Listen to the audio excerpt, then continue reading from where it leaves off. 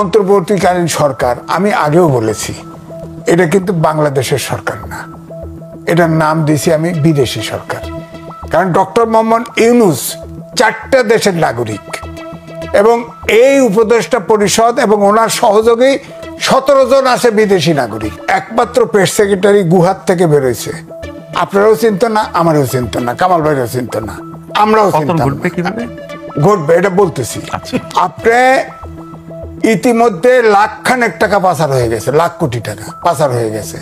বলে পাচার হয় তো পাচার করার অর্থ ফিরিয়ে আনার চেষ্টা করছেন, বলে ফিরে আনার চেষ্টা করছে। পাচার হয়ে গেছে, পাচার হয়ে গেছে নতুন করে এই সরকারের আমলে পাচার হয়ে গেছে।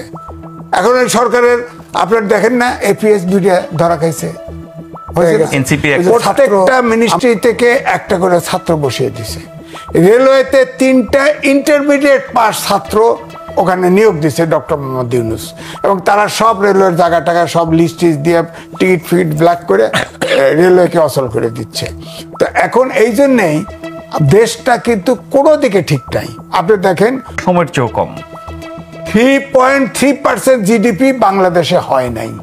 হ্যাঁ, 74 সালেও এর চেয়ে বেশি ছিল, যেখানে না খায় মানুষ মারা গেছে। হ্যাঁ, দ্বিতীয়টা আছেন ইয়েন ভিত্তিক লোন নিছে $7.5 বিলিয়ন। এখন ডলারের দাম বাড়াতে এটা হয়ে গেছে $12 বিলিয়ন। আপনি আমাদের এই সরকার আপনার সিদ্ধান্ত নিয়েছিল না, পরে আবার পক্ষে নিয়েছে, পরে আবার নিছে সামনের বছরে উন্নয়নশীল দেশে যাবে জিএসপি সুবিধা বাদ, এবং প্রত্যেকটা লোনের ইন্টারেস্ট বাড়বে। হ্যাঁ, 2 আসেন গ্রামীণ ব্যাংকের 666 কোটি টাকা সুদ মওকুফ করে নিছে ডক্টর মোহাম্মদ ইউনূস। দ্বিতীয় আসেন 4000 কোটি টাকা গ্রামীণ ফোনের মওকুফ করে দিছে। এরপরে আসেন স্টারলিংক, গ্রামীণ ফোন এবং গ্রামীণ ব্যাংক এবং গ্রামীণ ফোনের অংশীদার। এটা বাংলাদেশের কি ইন্টারেস্ট? বাংলাদেশের জনগণের কি ইন্টারেস্ট? এটা গ্রামীণ ফোন। এবং আপনি দেখেন গ্রামীণ ব্যাংক, উনি এত সারা বিশ্বে গ্রামীণ ফোনের জন্য মানে নোবেল প্রাইজ পাইল। গ্রামীণ ফোন এখন সবগুলো ব্যাংকের নিচে। হ্যাঁ, সবগুলো ব্যাংকের নিচে।